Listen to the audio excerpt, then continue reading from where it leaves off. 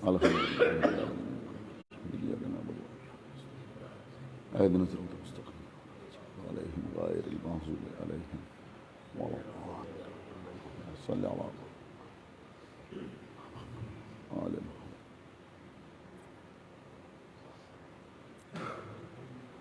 أعوذ بالله السميع العلي العظيم من الشيطان اللعين الرجيم. بسم الله الرحمن الرحيم. الحمد لله الذي هدانا لهذا وما كنا لنهتدي لولا أن هدانا الله لقد جاءت رسل ربنا بالحق.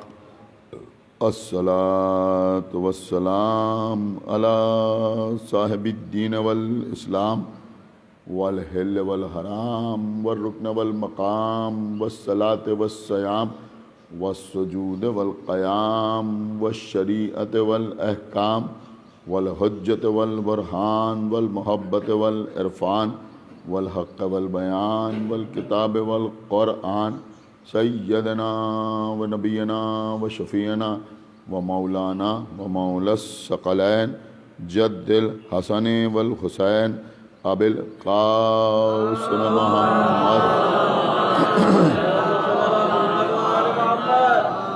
وعلى أهل بيته الطيبين الطاهرين المعصومين المظلومين المنتخبين المنتجبين الذين أذهب الله عنهم الرجس وطهرهم تطهيرا.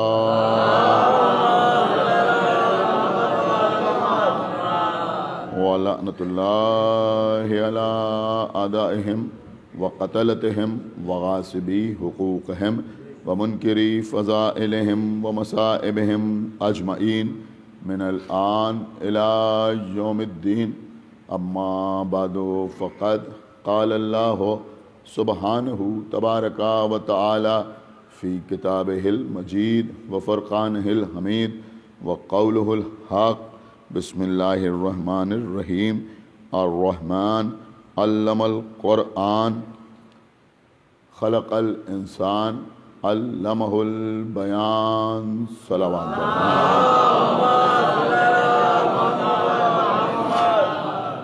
حضرات، سورہ رحمان کی ابتدائی آیات ہیں روزانہ جن کی تلاوت کی جا رہی ہے. ارشاد اقدس الہی ہو رہا ہے بسم اللہ الرحمن الرحیم کے بعد الرحمن، وہ رحمان. علم القرآن، اس نے علم قرآن عطا کیا. خلق الانسان، اور انسان کو خلق کیا. علمہ البیان، اور اسے بیان کرنے کا سلیقہ عطا فرمایا. کل کی مجلس میں نے آپ کی خدمت میں یہ بات عرض کی تھی کہ جناب عیسیٰ نے آغوش مادر میں یہ اعلان کیا کہ انی عبداللہ، میں اللہ کا بندہ ہوں. آتانی الکتاب، اور اللہ نے مجھے کتاب عطا کی ہے. وجعلنی نبیہ، اور اللہ نے مجھے نبی بنا کر بھیجا ہے. علماء نے اس ترتیب کو اس انداز سے بیان کیا کہ جناب عیسیٰ نے سب سے پہلے اپنی عبدیت کا اعلان کیا، اور اعلان عبدیت کے بعد جناب عیسیٰ نے اپنے علم کا اعلان کیا کہ اللہ نے مجھے علم عطا کیا ہے. یعنی یہاں پر کتاب سے مراد علم ہے. اور اس کے بعد اپنی نبوت کا اعلان کیا، جس سے یہ بات سمجھ میں آتی ہے کہ اللہ جب تک کسی کو علم عطا نہیں کرتا اس وقت تک اسے نبی نہیں بناتا. اور اللہ کے رسول نے یہ ارشاد فرمایا کہ کنت نبیًا و آدم و بین الماء والطین، میں اس وقت بھی نبی تھا کہ جب آدم آب و گل کے درمیان تھے، یعنی مٹی اور پانی کے درمیان تھے، تب بھی میں نبی تھا۔ تو جب پیغمبر اس وقت نبی تھے تو ظاہر سی بات ہے کہ نبوت سے پہلے علم عطا ہوا، اور پیغمبر انسان کی شکل و صورت میں بعد میں دنیا میں آئے، اور اللہ نے علم قرآن پیغمبر کو پہلے عطا کیا۔ اب عزیزوں، صرف اللہ نے علم قرآن عطا کرنے کا اعلان نہیں کیا، بلکہ آخر میں فرمایا علمہ البیان، ہم نے ان کو بیان کا سلیقہ بھی سکھایا، ہم نے ان کو گفتگو کرنے کا سلیقہ بھی عطا کیا۔ لیکن عزیزوں، سیرت سے متعلق جتنی کتابیں ہیں، کل آغا باقر کے امام باڑے کی مجلس میں نے کچھ تفصیلات اس قسم کے آپ کی خدمت میں عرض کیے تھے کہ جناب فاطمہ بنت اسد نے پیغمبر کے دنیا میں آمد کے سلسلے میں جو واقعات، جو معجزات، جو کمالات رونما ہوئے، ان کو جناب ابو طالب سے آ کر بیان کیا، لیکن ان تمام باتوں میں کہیں یہ بات بیان نہیں ہوئی کہ پیغمبر نے دنیا میں آنے کے بعد قرآن کے کسی سورے کی تلاوت کی ہو یا قرآن کی کچھ آیات کی تلاوت کی ہو۔ پیغمبر دنیا میں آئے تو پیغمبر نے قرآن کی تلاوت نہیں کی۔ بہت توجہ آپ حضرات کی چاہتا ہوں، پیغمبر نے قرآن کی تلاوت نہیں کی، لیکن اللہ کہہ رہا ہے کہ ہم نے ان کو علم قرآن عطا کیا ہے۔ تو اب پیغمبر کی یہ صفت ظاہر ہو تو کیسے ظاہر ہو، اور پتہ کیسے چلے کہ اللہ نے کسی انسان کو قرآن پڑھا کے بھیجا؟ ایک صلوات پڑھے بر محمد، معلوم کیسے ہو؟ اسی لیے پیغمبر اسلام نے فرمایا کہ انا و علی من نور واحد، میں اور علی ایک ہی نور سے ہیں، لہذا مولا علی کا کمال رسول کا کمال ہے، علی کی فضیلت رسول کی فضیلت ہے۔ اور شاید اسی لیے پیغمبر نے فرمایا تھا کہ زینوا مجالسکم بذکر علی ابن ابی طالب، زینت دو اپنی مجلسوں کو ذکر علی سے، لأنا ذکرہ ذکری و ذکری ذکر اللہ، اس لیے کہ علی کا ذکر میرا ذکر ہے اور میرا ذکر اللہ کا ذکر ہے۔ صلوات پڑھیں بر محمد۔ تو میرے عرض کرنے کا مقصد یہ ہے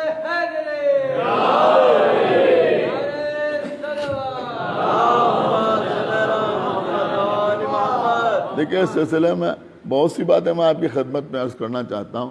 مثلا ایک الگ کی بات ہے، لیکن اس کو سماعت فرمائیں، اس لیے کہ اس امام باڑے کی مجالس کی بھی بڑی اہمیت ہے، بہت توجہ کے ساتھ آپ سماعت فرمائیں۔ دیکھیں، مولا علی کے سلسلے میں اکثر لوگ بحث کرتے ہیں کہ مولا علی نے تلوار کیوں نہیں اٹھائی، مولا علی نے فلاں کے خلاف فلاں کے خلاف فلاں کے خلاف تلوار کیوں نہیں اٹھائی۔ اور اس سلسلے میں لوگ ہم سے بھی یہ کہتے ہیں کہ جب مولا علی نے ان کے خلاف تلوار نہیں اٹھائی تو پھر آپ ان سے اظہار برات کیوں کرتے ہیں، آپ ان پر لعنت کیوں کرتے ہیں، آپ ان پر طعن و تشنیع کیوں کرتے ہیں؟ اس لیے کہ جب علی نے ان کے خلاف تلوار ہی نہیں اٹھائی تو پھر آپ کیوں کہتے ہیں، کس لیے کہتے ہیں؟ بھئی ایک جملہ کہے بغیر آگے نہ بڑھوں گا کہ جن کے خلاف مولا علی نے تلوار نہیں اٹھائی، آپ کہتے ہیں ان پر لعنت نہ ہو، تو جن کے خلاف تلوار اٹھائی، ایک صلوات پڑھ محمد و آل محمد، ایک صلوات اور پڑھیں پر محمد و آل محمد۔ دیکھیں، اس کا ایک جواب میں آپ کی خدمت میں عرض کر رہا ہوں، اور یہ جواب شیخ صدوق علیہ الرحمہ کا دیا ہوا جواب ہے، میثم زیدی کا جواب نہیں ہے۔ بہت توجہ کے ساتھ سنیے گا جو بات میں عرض کر رہا ہوں، تو انشاءاللہ آپ محسوس کریں گے تو محظوظ ہوں گے۔ انہوں نے تحریر کیا ہے کہ بھئی مولا علی کے سلسلے میں آپ یہ کہتے ہیں کہ علی نے ان کے خلاف تلوار نہیں اٹھائی اور ان کے خلاف تلوار نہیں اٹھائی اور ان کے خلاف تلوار نہیں اٹھائی۔ انہوں نے کہا بھئی مولا علی سے تو پیغمبر نے کہا تھا کہ آپ اپنے حق کے لیے، یعنی حق خلافت کے لیے تلوار نہ اٹھائیے گا، تو انہوں نے تلوار نہیں اٹھائی۔ پھر بھی آپ پوچھ رہے ہیں کہ تلوار کیوں نہیں اٹھائی؟ ایک صلوات پڑھے محمد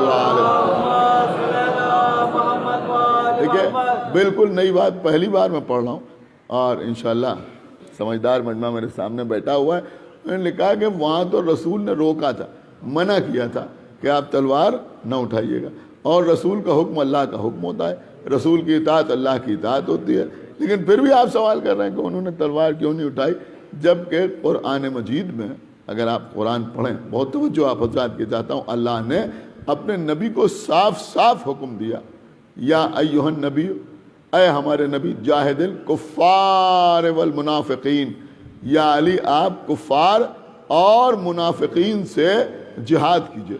کیا سن رہے ہیں آپ نے غور نہیں کیا؟ خدا کے لیے بھائی تھوڑا سا بیدار ہوئیے۔ اللہ نے نبی کو حکم دیا، کیا حکم دیا؟ کہ آپ کفار سے جہاد کیجئے اور منافقین سے جہاد کیجئے۔ اللہ نے حکم دیا یا نہیں دیا؟ کہا اللہ نے حکم دیا۔ اب آپ ہمیں یہ بھی بتائیے کہ پیغمبر کے زمانے میں منافقین تھے یا نہیں تھے؟ ایک صلوات پڑھ پر محمد و آل محمد پر۔ پیغمبر کے زمانے میں منافقین تھے یا نہیں تھے؟ اب اگر میثم زیدی کہے تھے تو بالکل نہ مانیے، ہماری قوم کا کوئی عالم کہے کہ تھے تو بالکل نہ مانیے، لیکن اگر قرآن کہے کہ نبی کے زمانے میں تھے، سن رہے ہیں تب تو ماننا پڑے گا نا۔ اب اگر قرآن مجید بغیر قید زمانہ کے کہتا تو ٹھیک ہے، آپ کہتے اس زمانے میں تو نہیں تھے، اس زمانے میں ہیں، لیکن سورہ منافقون پڑھیے، اللہ اپنے نبی سے کیا کہہ رہا ہے کہ یہ منافقین جب آپ کے پاس آتے ہیں، ایک صلوات بر محمد و آل محمد، یہ منافقین جب آپ کے پاس آتے ہیں تو کہتے ہیں کہ ہم گواہی دیتے ہیں کہ آپ اللہ کے رسول ہیں، اور اللہ بھی خوب جانتا ہے کہ آپ اللہ کے رسول ہیں، مگر اللہ گواہی دیتا ہے کہ یہ جھوٹے ہیں۔ پورا سورہ منافقون موجود ہے، اور کم سے کم سارے مسلمان ہفتے میں ایک بار تو پڑھتے ہی پڑھتے ہیں۔ ایک صلوات پڑھا پر محمد، یعنی نماز جمعہ میں سورہ منافقون پڑھا جاتا ہے، پہلی رکعت میں سورہ جمعہ اور دوسری رکعت میں سورہ منافقون، اور قرآن مجید میں بھی سورہ جمعہ ہے، سورہ جمعہ کے فوراً بعد سورہ منافقون ہے۔ تو سورہ منافقون میں تو اللہ کہہ رہا ہے کہ آپ کے پاس آتے ہیں، تو یہ ثابت ہو گیا کہ اس زمانے میں نہیں، اس زمانے کی بات ہو رہی، رسول کے دور کی بات ہو رہی ہے، وہی جو 23 سالہ زندگی ہے اسی کی بات ہو رہی ہے نا، کہ یہ منافقین آپ کے پاس آتے ہیں، تو یہ ثابت ہوا کہ پیغمبر کے زمانے میں منافق تھے۔ تو جب پیغمبر کے زمانے میں منافقین تھے اور اللہ حکم بھی دے رہا ہے کہ آپ کفار سے جنگ کیجئے اور منافقین سے جنگ کیجئے، تو کفار سے تو جنگ کی، ارے بھیا 80 جنگیں کفار سے کی، کوئی ایک جنگ پیغمبر منافقوں سے بھی کر لیتے؟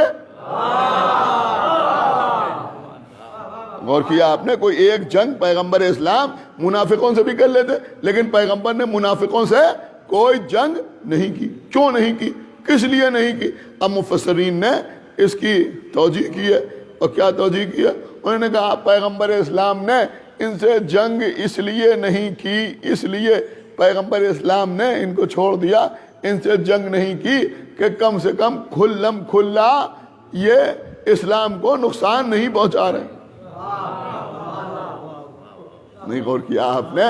اور اگر ان سے پیغمبر اسلام جنگ کرتے تو یہ لا الہ الا اللہ بھی کہنا چھوڑ دیتے۔ سن رہے ہیں آپ؟ تو اس کا مطلب یہ ہوا کہ ایک بڑا طبقہ ایسا تھا کہ پیغمبر جانتے تھے کہ اگر ان کے خلاف تلوار اٹھائی تو یہ لا الہ الا اللہ کہنا چھوڑ دیں گے، یہ لا الہ الا اللہ کہنا چھوڑ دیں گے۔ اب سنیے عزیزوں، جو میں عرض کر رہا ہوں، سمجھدار مجمع میرے سامنے بیٹھا ہوا ہے، دور خلافت غاصبان میں کسی نے مولا علی سے کہا کہ یا علی آپ ان کے خلاف تلوار کیوں نہیں اٹھاتے، خاموش کیوں بیٹھے ہوئے ہیں؟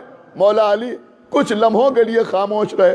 ایک مرتبہ مسجد سے اذان کی آواز آنے لگی، سنیے، مسجد سے اذان کی آواز آنے لگی، مؤذن نے کہا 4 مرتبہ اللہ اکبر، مولا علی نے بھی فرمایا 4 مرتبہ اللہ اکبر، مؤذن نے کہا اشہد ان لا الہ الا اللہ، مولا علی نے بھی کہا اشہد ان لا الہ الا اللہ۔ جیسے ہی مؤذن نے کہا اشہد ان محمد رسول اللہ، مولا علی نے فرمایا میں ان کے خلاف تلوار اسی لیے نہیں اٹھا رہا ہوں کہ یہ کم سے کم اشہد ان محمد رسول اللہ کہتے رہے. صلوات بر محمد و آل محمد.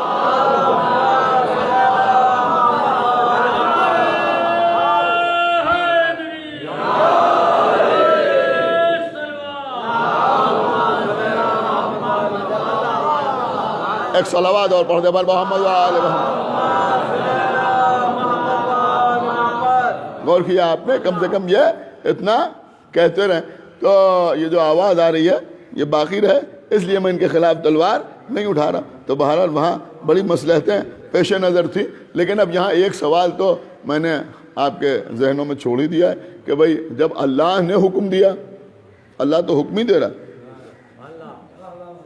اور نہیں کر رہے ہیں، اللہ تو حکم ہی دے رہا ہے کہ آپ کفار سے جہاد کیجئے اور منافقین سے جہاد کیجئے. کفار سے جہاد کیجئے اور منافقین سے جہاد کیجئے. تو اب آپ ہمیں بتائیے کہ پیغمبر اسلام نے منافقوں سے کب جہاد کیا، کب جنگ کی؟ آپ کیوں بتائیں؟ سارے مسلمان بتائیں کب جہاد کیا. اور یہ تو پھر یہ مانے کہ پیغمبر اسلام نے اللہ کے اس حکم پر عمل نہیں کیا. یہ مانے کہ اللہ کے حکم پر پیغمبر نے عمل ہی نہیں کیا. عزیزوں، اس کا صرف ایک سلوشن ہے. کیا سلوشن ہے؟ کا سلوشن صرف اور صرف یہ ہے کہ جو حکم نبی کو ملا تھا،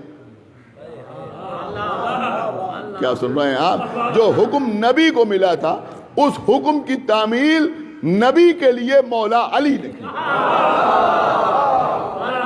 ایک صلوات پڑھیں بر محمد و آل محمد.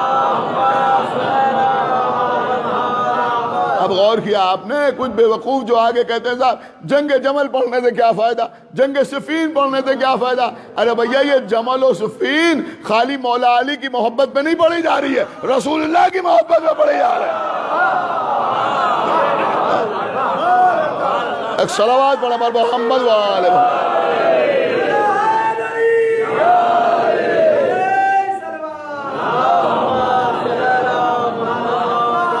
تو ایک بات یہ بھی سمجھ میں آئی کہ اگر کسی کو کوئی حکم ملے اور وہ خود اس پر عمل نہ کرے اور اس کا وصی یعنی معصومین کا مسئلہ، اس کا وصی، اس کا جانشین اس کے اوپر عمل کرے، تب بھی حکم کی اطاعت ہو جاتی ہے. نبی نے منافقوں سے جنگ نہیں کی، مولا علی نے جنگ کی. تو مولا علی کی جنگ نبی کی جنگ کہلائی، مولا علی کی جنگ نبی کی جنگ کہلائی. یہی مسئلہ یہاں بھی ہے. انہیں کہا صاحب امام حسین کربلا کے میدان میں شہید ہو گئے، امام زین العابدین نے کوئی انتقام نہیں لیا، امام محمد باقر نے کوئی انتقام نہیں لیا، امام جعفر صادق نے کوئی انتقام نہیں لیا. ارے بھیا وہاں جس طرح سے نبی کو منافقوں سے جہاد کا حکم ہے اور جہاد مولا علی کر رہے ہیں، ایسے ہی یہاں انتقام خون حسین ضروری ہے. لیکن یہ ائمہ اس لیے نہیں کر رہے ہیں کہ ہمارا آخری آنے والا صلوات بر محمد و آل محمد، ان کا جو جہاد ہوگا. ایک صلوات اور پڑھ دیں بر محمد و آل محمد.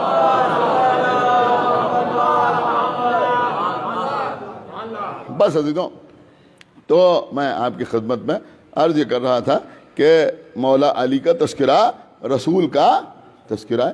دو ہی چیزیں ہیں جس کی وجہ سے اللہ بادشاہت عطا کرتا ہے، ایک علم ہے اور دوسرے شجاعت ہے. تو شجاعت کا مسئلہ میں نے آپ کی خدمت میں عرض کیا. اب علم کا مسئلہ بھی یہی ہے. اللہ کہہ رہا ہے علم القرآن خلق الانسان، علم القرآن خلق الانسان. ہم نے علم قرآن دیا، اس کے بعد انسان کو خلق کیا.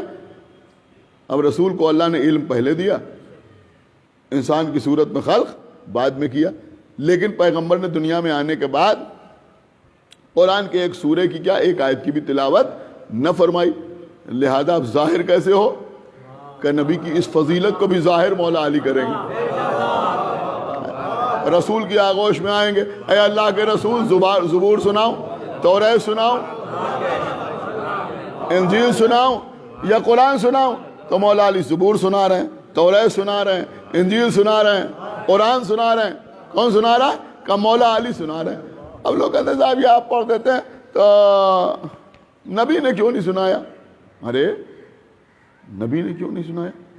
نبی نے کیوں نہیں سنایا؟ اب یہاں مجلس پڑھنے کے لیے آئے تو یہاں تو لوکل معاملہ ہے، گاڑی سے بیٹھ کے آ گئے. اکثر کہیں دور جاتے ہیں مجلس پڑھنے کے لیے، پتہ چلا ٹرین سے جا رہے ہیں، 50-60 آدمی کمپارٹمنٹ میں ہیں، اور آپ یقین مانیں کہ بہت سے مقامات ایسے ہوتے ہیں جہاں ہزاروں کا مجمع ہوتا ہے، اور بہت سی جگہیں ایسی ہوتی ہیں جہاں مجلس پڑھنے گئے اور تھوڑے سے لوگ بیٹھے ہوئے ہیں. میں نہیں 30-35 آدمی بیٹھے، وہ شہر میں مومنین کی تعداد ہی نہیں ہے، اتنے بیٹھے. اب کوئی کہے صاحب راستے میں 60-65 آدمی ملے، 70 آدمی ملے، وہاں مجلس نہیں پڑھی، یہاں 25-30 آدمیوں میں مجلس پڑھ رہا ہے.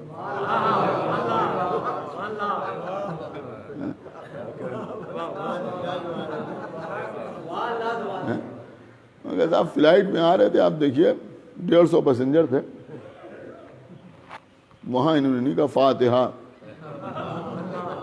وہاں اعوذ باللہ کہہ کے شروع نہیں ہوئے، یہاں آ کے مجلس پڑھ رہا ہے.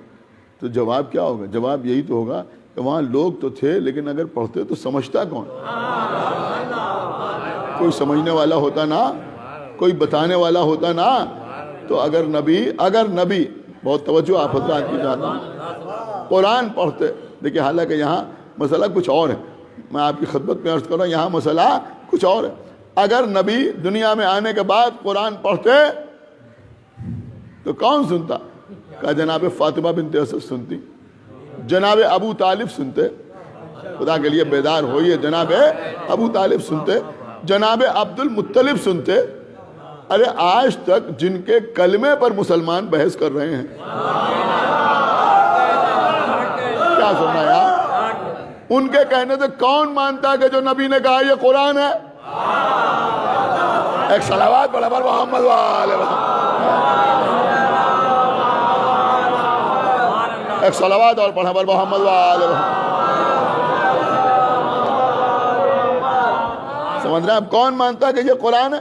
لہذا نبی نے نہیں پڑھا، مولا علی نے پڑھا. کیوں؟ کہ رسول کی آغوش میں آ کے پڑھا، تاکہ گواہ بھی ایسا ملے جس کا کوئی انکار نہ کر سکے. لہذا رسول اللہ کی آغوش میں آئے، زبور سناؤں، توریت سناؤں، انجیل سناؤں، قرآن سناؤں، اور اس کے بعد چاروں کتب سماوی کی تلاوت کی. اور پیغمبر اسلام نے داد بھی دی، کہا یا علی آپ نے زبور ایسے پڑھ دی کہ داؤد بھی ہوتے تو ایسے نہ پڑھتے،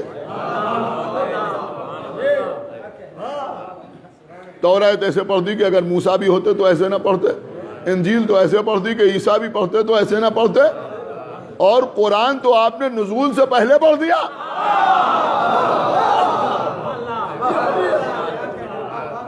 ابھی نازل نہیں ہوا اور آپ نے قرآن پڑھ دیا. بہرحال عزیزوں، تو مولا علی نے دنیا میں آنے کے بعد ان کتابوں کی تلاوت کر کے یہ بھی بتایا کہ دیکھو ہم علم کے مسئلے میں عمر کے محتاج نہیں، سمجھ رہے ہیں آپ؟ عمر کے محتاج نہیں. اور قسم خدا کہ یہ پورا کا پورا گھرانہ ہی ایسا ہے کہ جہاں عمر کوئی معنی نہیں رکھتی. ہمارے چھٹے امام جعفر صادق علیہ السلام،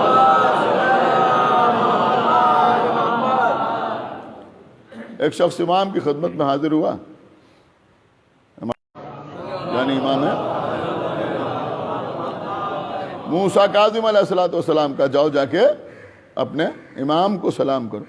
یہ آیا، اس نے آ کر ساتویں امام کو سلام کیا. گہوارے سے امام نے گفتگو فرمائی پیدا ہوئی ہے. دیکھیے بہت بڑا پیغام ہے آپ تمام حضرات کے لیے، سمجھنا آپ کا کام ہے. تمہارے گھر میں جو بیٹی پیدا ہوئی ہے اس کا نام بدل دو، اس لیے کہ وہ نام ہمارے دشمنوں کو محبوب ہے. ایک صلوات پڑھا پر محمد وآلہ محمد. قیامت ہے، قیامت اگر آپ سمجھیں تو قیامت ہے کہ یہ نام بدل دو، اس لیے کہ یہ نام ہمارے دشمنوں کو محبوب ہے. دیکھیں جملوں پر غور کیجئے، امام نے یہ نہیں فرمایا کہ یہ نام ہمیں پسند نہیں ہے، یہ ہمیں ناپسند ہے اس لیے بدل دو، بلکہ فرمایا اس لیے بدل دو کہ ہمارے دشمنوں کو محبوب ہے. تو ایک بات یہ بھی سمجھ میں آئی کہ جو بات اہل بیت کے دشمنوں میں رائج ہو، ایک صلوات پڑھا پر محمد و آل محمد، ایک صلوات اور پڑھیں پر محمد و آل محمد، ایک صلوات اور پڑھتے پر محمد و آل محمد۔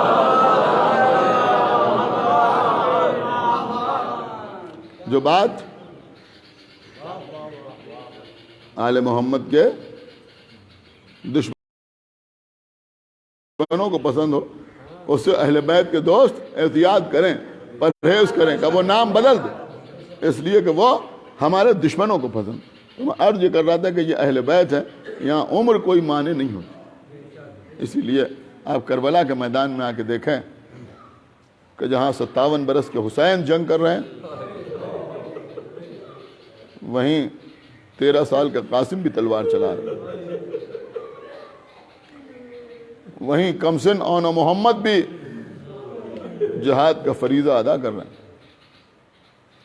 خدا آپ کو کسی غم میں نہ رلائے سوائے غم سرکار سید الشہداء کی۔ ہاں عزیزوں، بی بی زینب سلام اللہ علیہا، جنہوں نے اپنے بچے آقا حسین پہ اس لیے قربان کر دیے کہ میرا بھیا بچ جائے، میرا بھیا بچ جائے۔ یہ بی بی زینب ہے جنہوں نے اپنے بچوں کا ماتم نہیں کیا، اپنے بچوں کو روئی نہیں، اپنے بچوں کو گریہ نہیں کیا۔ جب بچوں کے لاشیں گنج شہیدہ میں لا کے رکھے گئے،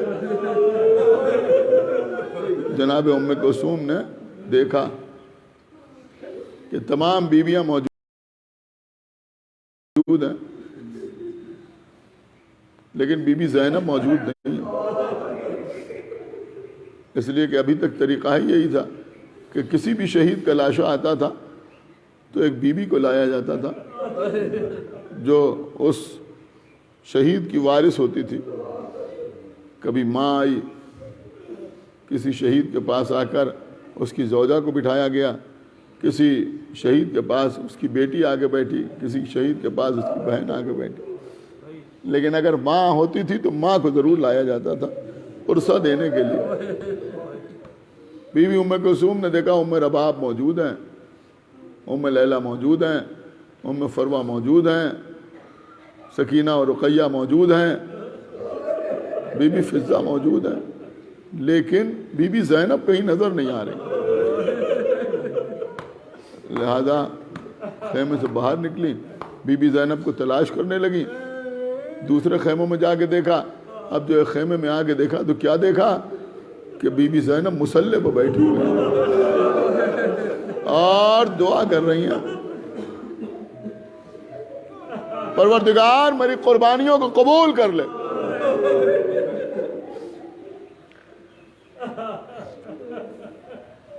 جناب ام کلثوم آگے بڑھی، بی بی بچے آ گئے،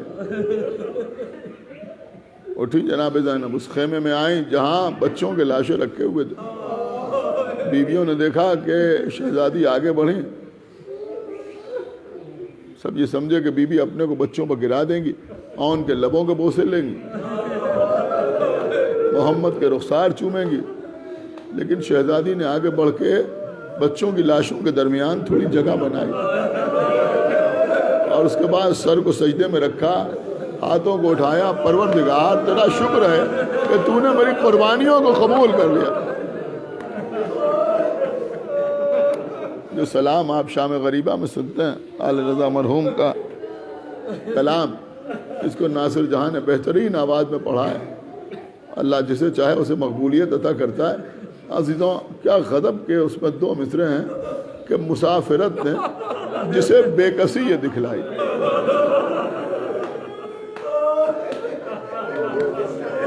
نثار کر دیے بچے نہ بچ سکا بھائی۔ جزاک اللہ۔ یہ رونے کے دن، آنسو بہانے کے دن، غم منانے کے دن وہی بی بی زینب ہیں جنہوں نے مجلسوں کو قائم کیا۔ بیٹا سید سجاد، یزید سے کہہ دو ہم اتنے عرصے قید خانے میں رہے، ہم جائیں گے تو مدینے، لیکن ابھی تک ہم نے اپنے بھیا کا ماتم نہیں کیا۔ ایک مکان خالی کرا دے جس پہ ہم اپنے بھیا کا ماتم کر لیں. مکان خالی ہوا, بی بی زینب اس مکان میں پہنچی, 7 دن تک امام حسین کا ماتم ہوتا رہا. زینب مجلس پڑھتی تھی, شام کی عورتیں روتی تھیں, گریا کرتی تھیں. آخری دن بی بی زینب کی خواہش پر اس مکان میں شہداء کے سر آنے لگے. لیکن 9 محرم کو ہمارے یہاں مجلس کے بعد شبیاں نکالی جاتی ہیں. لوگوں کا کیا عالم ہوتا ہے, کیا عالم ہوتا ہے, کیسے لوگ گریا کرتے ہیں. عزیزوں, آپ رو رہے ہیں, آنکھوں میں آنسو ہے, گریا کر رہے ہیں آپ.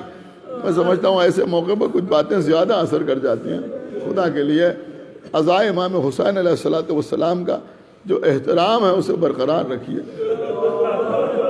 یہ شبیوں کا ذکر آنے کے بعد میں نے آپ کی خدمت میں یہ بات عرض کی ہے.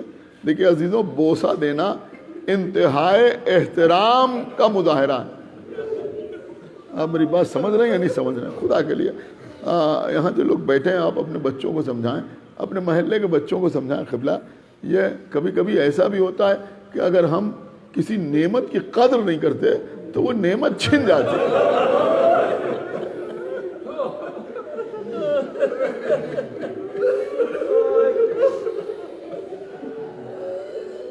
اور عزیزوں, اللہ جن بندوں میں مہربان ہوتا ہے اور وہ کوئی غلطی کرتے ہیں تو کبھی کبھی اللہ تنبیہ بھی کرتا ہے. سوچئے کہیں ایسا تو نہیں ہے کہ یہ تنبیہ ہو رہی.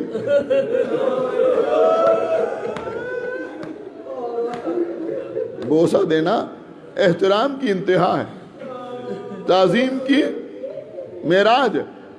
اب اگر بوسہ دینے کی وجہ سے احترام ہی ختم ہو جائے تو وہ بوسہ کیا؟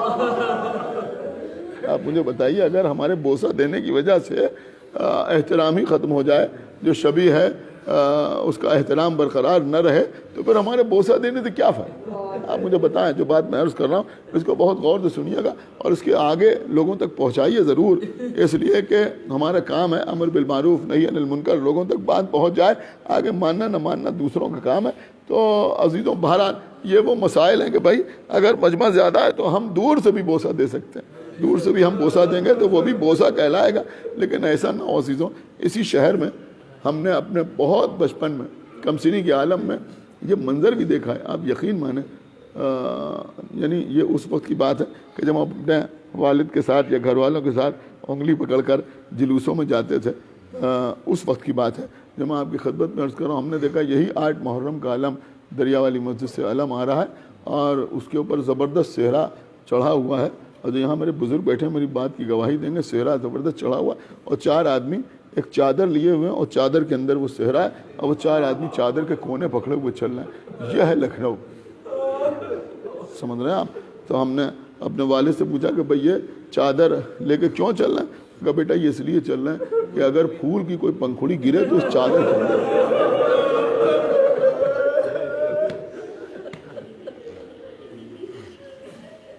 سمجھ رہے ہیں؟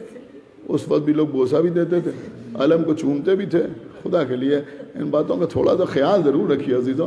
اور یہ اسی لیے میں نے مصائب کے درمیان کہا کہ بات آپ کو یاد رہتا ہے اور دل پر اثر ہو جائے. تو عزیزوں, احترام بہت بڑی چیز ہے. آپ سمجھ لیجئے امتوں پر جو عذاب نازل ہوئے ہیں وہ بے عملی کی وجہ سے نہیں, اکثر بے ادبی کی وجہ سے, بے احترامی کی وجہ سے, تعظیم نہ کرنے کی وجہ سے بھی اکثر عذاب نازل ہوئے ہیں. لہذا بس میں نے مجلس کو تمام کیا. تو جب شبیاں آتی ہیں تو ہمارا کیا عالم ہوتا ہے, ہم روتے ہیں, گریا کرتے ہیں, ہم آنسو بہاتے ہیں. کیا سوچ کے آنسو بہاتے ہیں؟ یہ شبیاں بنائی جاتی ہیں, لوگ لے کے نکلتے ہیں, یہ جناب قاسم کے پامال لاشے کی شبی, یہ علی اکبر کے جنازے کی شبی, یہ 6 مہینے کے بچے کے لٹے ہوئے گہوارے کی شبی, یہ حضرت عباس کے خون میں بھرے ہوئے علم کی شبی. یہ یاد آ رہا ہے آپ کو, یہ امام حسین کے تیروں پر رکے ہوئے جسد اطہر کی شبی. رو رہے ہیں آپ, گریا کر رہے ہیں. اب آپ بتائیے جب شبیاں دیکھ کے آپ اتنا روتے ہیں تو جب اس گھر میں شام میں شہداء کے سر آ رہے ہوں گے, ارے بھائی شبی شبی ہے اور شہید کا سر شہید کا سر, اور پھر وہاں سر جن کے درمیان آ رہے تھے وہ آل رسول, وہ آقا حسین کے اہل بیت, جب کوئی سر آتا تھا ایک کوہرام مچ جاتا تھا، اور کوئی نہ کوئی بی بی دوڑتی ہوئی آگے بڑھتی تھی، بے قرار ہو کے آگے بڑھتی تھی، سر کو آغوش میں لے لیتی تھی۔ ہر سر کو کسی نہ کسی نے آغوش میں لیا۔ ام لیلہ نے علی اکبر کا سر آغوش میں لیا، ام رباب نے علی اصغر کے سر کو آغوش میں لیا۔ میرے لال، کیا تیرے ایسے بچے بھی نہر کیے جاتے ہیں؟ قاسم کا سر ام فروہ نے لیا، ام کلثوم نے عباس کے سر کو آغوش میں لیا۔ بھیا عباس، چادر چھین لی گئی، تمام بیویاں جمع ہو گئیں، گریہ کا شور بلند ہوا۔ شام کی عورتیں کہتی ہیں ہم نے دیکھا کہ کنیز خان میں دو چھوٹے چھوٹے سر لے کے آئے۔ کچھ دیر انتظار کرتی رہی لیکن کوئی بیوی آگے نہیں بڑھی۔ اس نے گوشے میں ان سروں کو رکھ دیا۔ کسی نے پکار کے کہا کہ کیا ان بچوں کی ماں مر گئی ہے؟